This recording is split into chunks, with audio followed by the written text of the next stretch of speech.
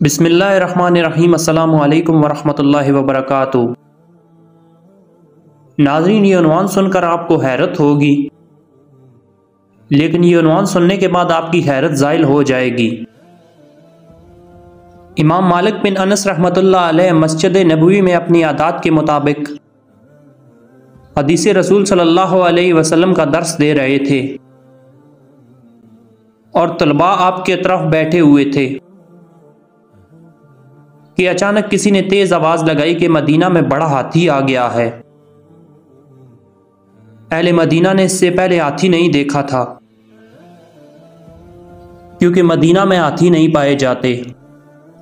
तो तमाम शागिर्द हाथी देखने के लिए दौड़ पड़े, सिवाय यख्शा बिन यख्शा अलैस के।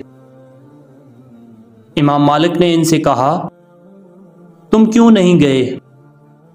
क्या तुमने इससे पहले हाथी देखा हुआ है? तो इस पर यख्शा बिन यख्शा अलैस ने कहा, मैं मदीना में इमाम मालिक को देखने आया हूं, ना कि हाथी को देखने। नाज़रीन, अगर हम इस किस्से पर गौर करें तो हमें मालूम होगा कि सिर्फ एक तालिब इल्म को इसका हदफ याद था कि वो मदीना में किस लिए आया है,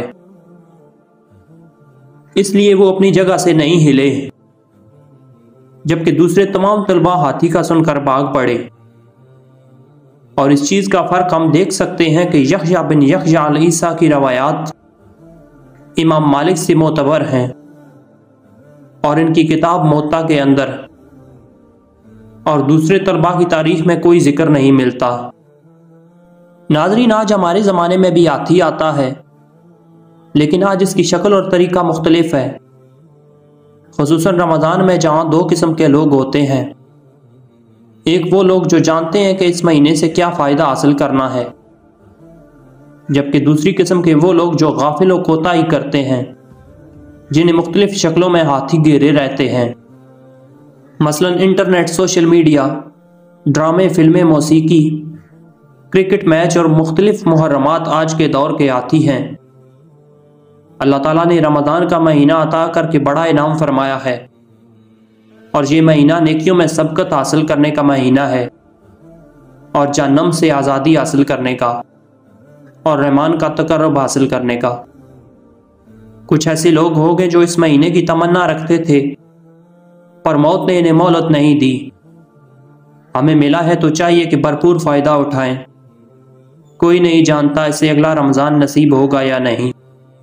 अल्लाह ताला हमें अमल की तौफीक अता फरमाए, आमीन। नाज़रीन, अगर आपको हमारी ये वीडियो पसंद आई हो तो वीडियो को लाइक और चैनल को सब्सक्राइब ज़रूर से कर देना। अपना बहुत सारा ख्याल रखिएगा, साथ हमारे इस चैनल का भी। अल्लाह हाफिज़।